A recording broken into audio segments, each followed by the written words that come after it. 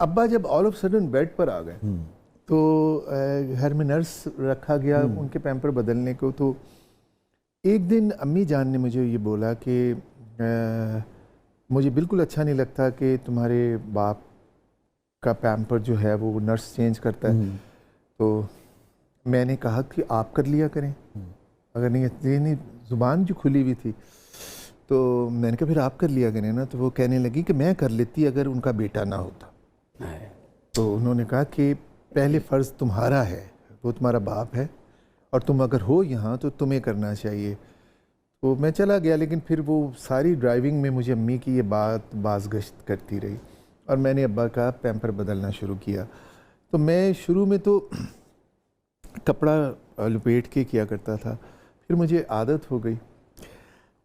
ایک دن میں ابا کا پیمپر چینج کر کے پاؤڈر وغیرہ لگا رہا تھا اور سالار چھوٹا سا کرالنگ کرتا ہوا نا ایسے پکڑ کے کھڑا ہو گیا.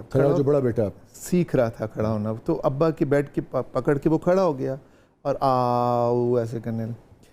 تو ابا کسی سوچوں میں گم مجھے دیکھ کے کہتے ہیں کہ یار ببو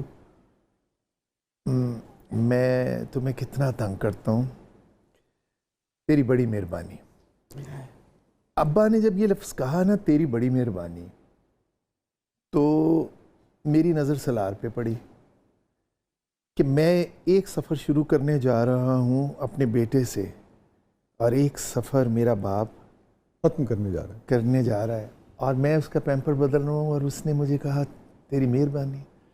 وہ باپ جو ہمیں کندھوں پہ بٹھا کے یوں لے جاتا تھا, اینڈ مجھے پتہ نہیں چلا وہ آنسوؤں کا سمندر کہاں سے نکل آیا کہ میری ہچکی لگ گئی. ابا لیٹے ہوئے تھے, انہیں فکر پڑ گئی, وہ کہنے لگے میں نے کیا کہا ہے بیٹا, میرے منہ سے کیا نکل گیا ہے, مجھے معاف کر دو. میں نے کہا مہربانی کس چیز کی ابو مہربانی کیوں کہی آپ نے. مجھے مطلب ایسا لڑ گیا وہ لفظ کہ ساری زندگی کی محنت کے بعد اگر ایک بیٹا ایک مجبور باپ کا پیمپر بدل رہا ہے تو ہم اتنے اپنے رویوں میں سخت لوگ ہیں کہ میرا باپ مجھے تھینکس بول رہا ہے کہ تیری بڑی مہربانی. So it was very painful situation زندگی کی, اور زندگی کی جیسے نئی کہانی اور نئی کھڑکی کھل گئی سوچ کی کہ زندگی ایسی تھی.